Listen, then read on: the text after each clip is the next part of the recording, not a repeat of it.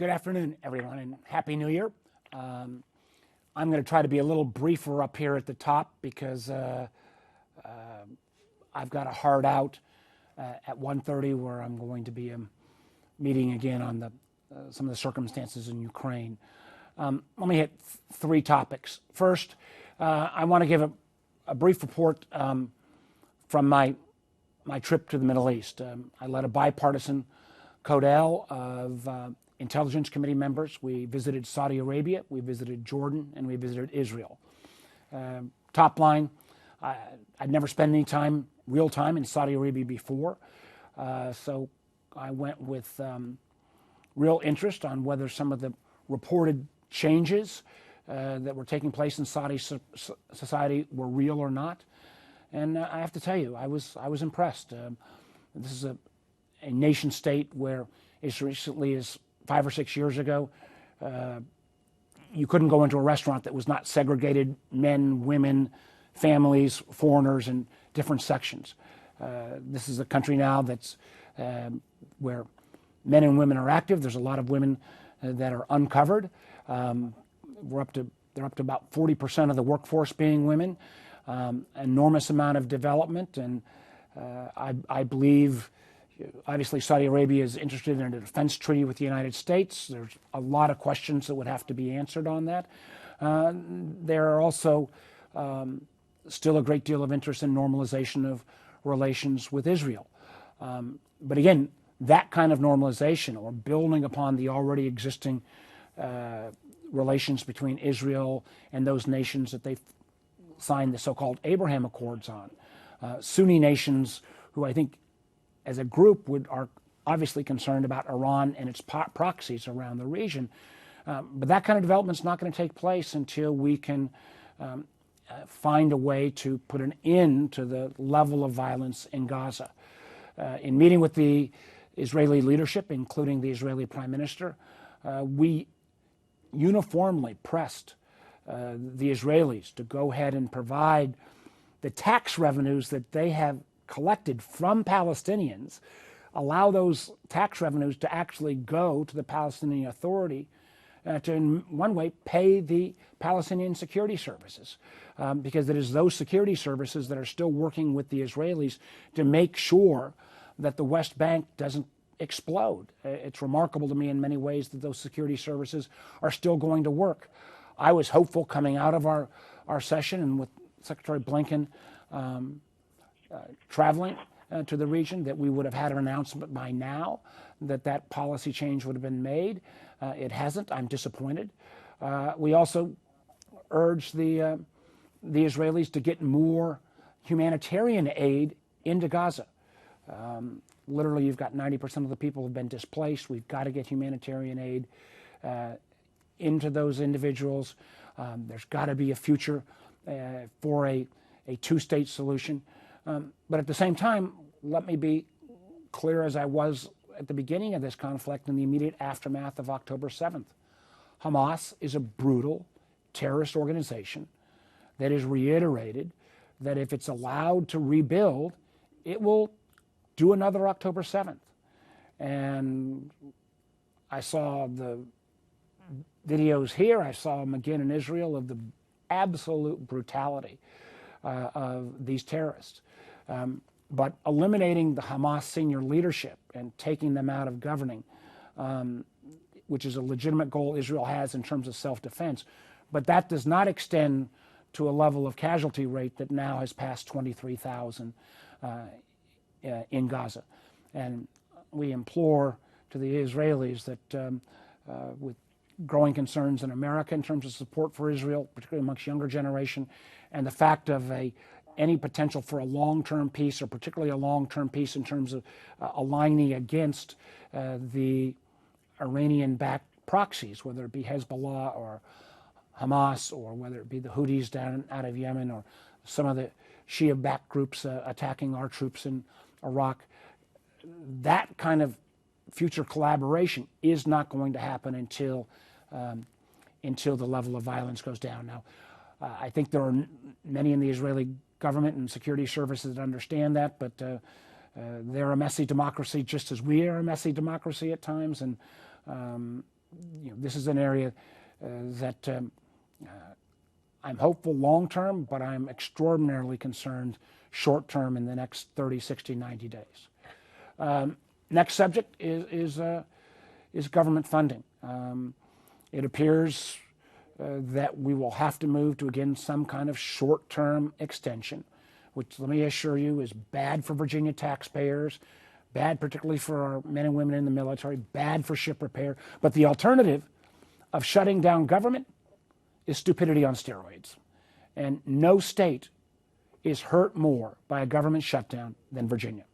We have so many federal employees, we have so many defense installations, and we have to avoid that at all costs. And my hope is, while there remains this radical right-wing group of bullies, let's call them what they are, in the House, who I don't think represent the mainstream of even the Republican Party, what kind of price they'll continue to extract out of the new Speaker, Speaker Johnson, we'll have to stay tuned. But I think the Speaker understands with the two-seat margin in the House, there's no legislation that can pass in the House of Representatives at this point without Democratic support. So there's going to have to be these kind of bipartisan agreements.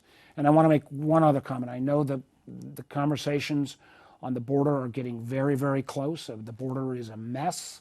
There needs to be not only additional funding, but there does need to be policy changes. We need to have enforceable border rules that don't allow people to come across without any kind of expectation, especially if they have no expectation that are going to even meet our amnesty requirements. But we also, the clock is ticking on our support for Ukraine. As chairman of the Intelligence Committee, I am worried that if we don't get this aid soon to Ukraine, Vladimir Putin will be successful.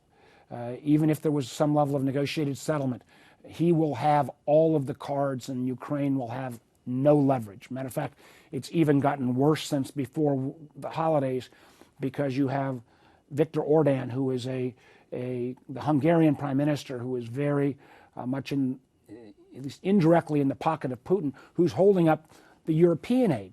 I don't think that European aid will get released unless we do our part and release the aid to Ukraine. The $60 billion is incredibly important because it will again strengthen Ukraine's hand, even if they have to move to a negotiated settlement. And it'll also ensure that we don't have American troops in conflict with Russia, or as much as possible ensure that we don't have American troops in conflict with Russia because of a victorious Putin. His eyes will be next on the Baltic states or NATO nations. And I find it also more than a little bit hypocritical of some folks who are saying, well, I don't care about Ukraine, but I want to help Taiwan stand up against the Communist Party in China.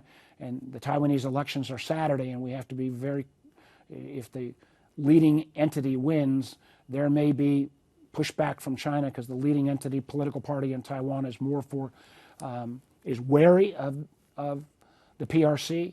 But the idea of those who saying we're going to honor and help Taiwan, but we're going to leave Ukraine in the lurch.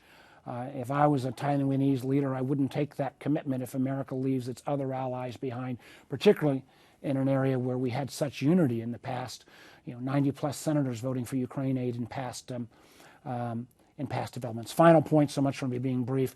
Senator Kaine and I are very proud that the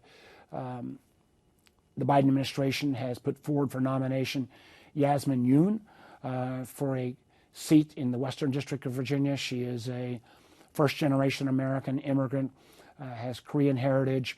She's extraordinarily impressive lawyer, and I think she'll be a great judge and be a real asset to the Western District of Virginia. And my hope is that we can move on her nomination as soon as possible.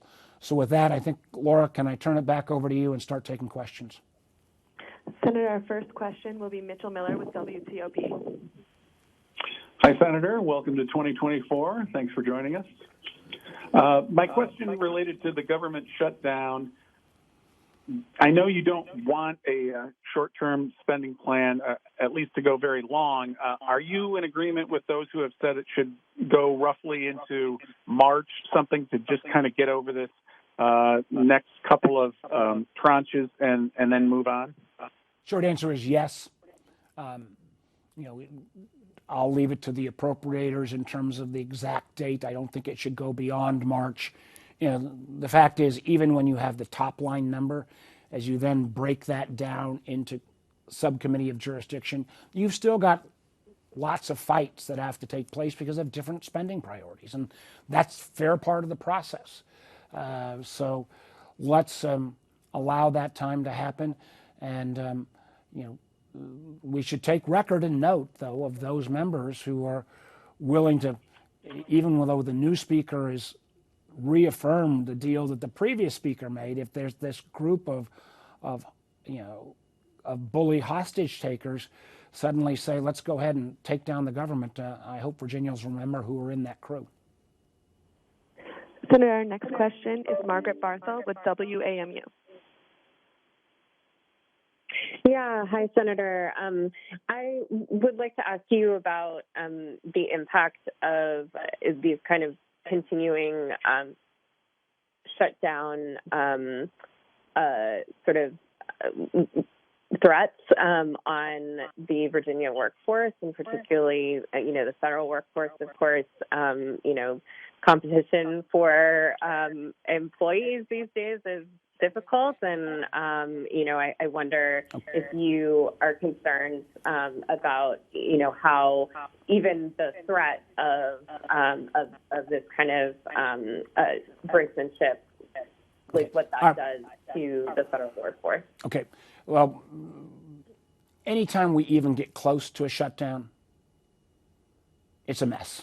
I mean, for example, our air traffic controllers, I believe it's 30 days before they run out of funding, and they're already in that window, have to start going through all these shutdown procedures. That takes time. That requires sometimes overtime, so that the air traffic controllers who have to help monitor their sky are not taken from their job to start shutdown procedures. It's a bit, so even getting close to a date, and we're already in that window, whether it's January, I can't remember whether the FAA is within the January 19th or February 2nd time frame. But it's a mess. On top of that, the federal workers, it puts a huge amount of uncertainty into their lives. Now, we've already passed legislation that says even if there's a shutdown, they will get paid back salary. But as a taxpayer, we're going to pay folks, and I think we should, because it's not fair to take it out on federal employees, but paying when they're not at work because there's the stupidity of a shutdown is a double whammy. Projects get held up, work doesn't get done. You start seeing this. One of the reasons we've seen we're back to fairly good status on passports, but if you suddenly have shutdowns, all the kind of government services you're used to are put on hold or much reduced in terms of presence. And then there is a whole other set of workers, particularly here in the DMV, that are government contractors. They don't have assurance that they'll get paid. So, people who are willing for whatever kind of political purpose, and some of these hardcore, burn down the house crowd, they can't even agree on what they want. But each time they make these threats or put us close to a shutdown or bring about a shutdown, they are playing with people's livelihoods, their lives, the idea of any kind of normal course of how you get your kids to daycare, or how you grapple with all these other issues, is all thrown asunder with these shutdowns. So my hope is, I was glad to see the Speaker reach a bipartisan agreement. Again, it was House Democrats, House Republicans, at least leadership, Senate Democrats, Senate Republicans. It's the way the system's supposed to work. If it's going to take us a few extra weeks because we drug it on until January before we even got that agreement, so be it. But this is not the way to operate the government of the greatest country in the world. Senator, our next question is Stephanie Liebergen with Scripps. Hi, Senator. Thanks so much for taking the time today. I wanted to ask about the incidents happening in the Red Sea involving the U.S. Navy and the Houthi missiles fired from Yemen. Do we know anything about Iran's potential involvement in that? And for Americans here at home, like, how concerned should Americans be about this, and what can the U.S. even really do? Well, here's, and coming out of that region, here are some of my takeaways. Obviously, the Iranians view the Houthis, Hamas, Hezbollah, the Shia groups in Iraq and Syria as their proxies. But the Houthis are somewhat unique. They are obviously awful at governing. They control a large swath of Yemen, but they're pretty good at fighting. And the Houthi leadership, one individual in the region told me, who was pretty knowledgeable, said, the Houthi leader believes that he is higher in stature than the supreme leader in Iran. So the ability of the Iranians to actually rein in the Houthis is tenuous at best.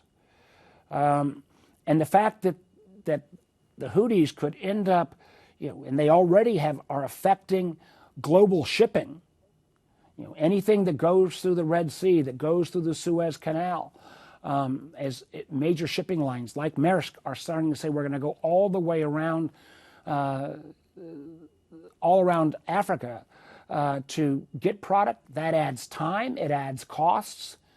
It would be such a shame if, just as we feel like we have are coming out of this high inflationary period, that if this external cost was somehow slapped back upon the economy. And that has an even greater effect on the Europeans and on the Chinese. A lot of the oil that goes to China goes through this part of the shipping channels. And while there is a coalition of 18 nations that are trying to stand up to the Houthis and take down their drones or take down their attacks to attack shipping, I hope other nation states, some of the nation states in the Middle East, like Saudi Arabia, and some of the nation states like China and India, who are depending on some of this shipping, they need to be part of this coalition as well. But the Houthi leadership is probably, of all the proxy groups, the Iranian control is the least amongst the Houthi leadership. Remember, the Houthis basically fought Saudi Arabia to a standstill, and that's why Saudi, UAE, and other nation states in that region, in effect, went into a truce, and that's building towards a peace agreement almost 2 years ago with the Houthis. And so I don't underestimate their military prowess. I do wish more of the nations that are affected by this interruption of commerce would stand with the United States and Britain and those countries who are stepping up to make sure we keep those shipping channels open. Senator, our next question is Sharice Hoffman with WSET. Hi, Senator. I wanted to ask you about Defense Secretary Lloyd Austin's recent hospitalization that was kept secret even from the White House. Some people are calling for some large-scale changes. Do you think that Secretary Austin should resign over what happened? I would like to get additional information, but I got to tell you, what happened is, frankly, I don't understand how this could happen. Somebody that high in the chain of command, there had to have been people around him that knew he was in the hospital, and some of those people should have relayed to the White House. So I do think you have seen, and so I think that behavior can never happen again. And I think you've already seen the chief of staff in the White House lay out to all cabinet secretaries, if you are incapacitated in any way, you got to let folks know. And it appears, as the story comes out, that he was in for prostate cancer process, and he didn't expect to have the complications arise. But that still begs the fact that he should have let the White House and the balance, the security establishment, know about that fact. And this should never happen again. And in terms of future actions, I want to again give I'm giving the White House the benefit of the doubt to get all of the facts out first on what happened, but on a going forward basis, it should be explicitly clear that this should become a firing offense if you don't allow the balance of the chain of the command and your president who appointed you. If you're out of commission, you got to let folks know. Senator, our next question is Mike Gooding with 13 News Now. Hey, Senator, just back to the shutdown, one more question. With the hard right House Republicans seemingly against everything, truly how real is the threat of a shutdown this time? It seems pretty real to me. And is there a concern that you won't even be able to get a CR through? Well, Mike, it's a great question, and you've seen this movie before, as I have. Again, I think about when we were one of the times we were together during the fall with all the guys from ship repair, and these CRs. If you finish a job, you can't get to the next ship in terms of repair. It costs taxpayers. It costs our economy. It's craziness, and I just hope that the Speaker understands that the only way he's going to get anything done, I believe with all the resignations and other things, he's down to a 2-vote margin. And you got 10 or 15 of these guys and gals who will vote against anything. They'll vote against anything on the border. They'll vote against anything for Ukraine. They'll vote against any budget deal, no matter what the number is. They are kind of the most anti-government crowd, and I do not understand their goal other than trying to make America look bad. So the only way the Speaker can get stuff done is with Democrats. And if he has to go through the normal rules process, you're never going to get a rule through even. I don't want to go down too deep this rabbit hole because you've got some of the hard right guys on the Rules Committee. So he's going to have to pass a lot of this legislation on what's called suspension that requires 290 votes. So he's going to have to get basically 100+ Democratic votes on any piece of legislation, whether it's the border, whether it's Ukraine, whether it's funding of the government. And I just hope he realizes that reality.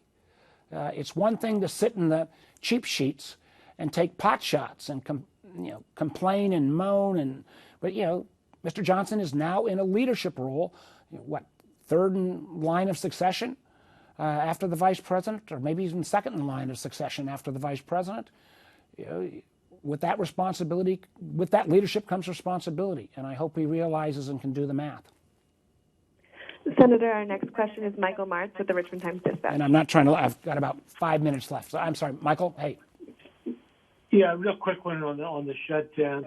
Why can't the Senate pass the 4 appropriations bills that are subject to the first deadline, which is next week? I mean, why is the process moved so slowly? Michael, that's we had what was called a minibus. This gets into terminology that I know you knows, but it's kind of such arcane process. I think there was a sense that even if it passed here, it wouldn't have moved in the House. I will give credit, though, to the Bipartisan Appropriations Committee, Patty Murray, the chair, Susan Collins, the ranking member. They did their base job. All 12 subcommittee appropriations bills that would fund every component of the government passed almost all of them close to unanimous. I think the closest vote was like 22-3 or something. So they did their job. But passing the Senate alone doesn't make it law. It's got to deal with the House as well, and that goes back to the answer I gave on the last question. There is no way that anything's going to pass out of the House around the budget with Republican votes only. That is just the reality. That's not a partisan prognostication. It is the reality. And that means you're going to have 100 Democrats because you'll lose 10, 15, 20 Republicans. And I just hope that reality is realized by the Speaker. If not, he's not going to be doing his job in a responsible way. Senator, our final question is Amy Knowles with the Virginia Dogwood. Hey, Senator Warner, thanks for taking our questions. Martin Luther King Day is coming up, and I wondered if you could talk a little about his influence on your life and if there are any philosophies or ideas of Dr. King's that you use in your own role. Well, I think the most important lesson that Dr. King taught, one was the notion of nonviolence, that you can disagree with others, and you think about some of the civil rights leadership who were beat up, spit upon, cursed out, but he kept to that truth that nonviolence can overcome hatred. And boy, oh boy, we need that message in our country right now, because my biggest fear for our nation is not external threats, but internal divisions. And I hope we could all practice a bit of Dr. King's philosophy. I also think that, and this is something that I got to think about it virtually every day, particularly from my intelligence standpoint, that the arc of history always heads towards justice. I pray every day that reality, that truth will become reality. And I think about in the Middle East with the enormous tragedy around October 7th and the aftermath, that out of that tragedy, there should also come opportunity for some level of regional alliance between Israel and the Sunni states, echoing Dr. King's philosophy. And I'm going to be spending Monday at a series of commemorations for Dr. King. One of these commemorations is an oratorical contest that is done by junior high and some high school kids. It's located in Prince William and sponsored by I believe the Delta's one of the black sororities. And, to hear the kind of very diverse community of Northern Virginia young people echo the message and speak in a way that puts my speaking ability to shame, I can assure you, to speak about in their own way how Dr. King's vision has affected their life.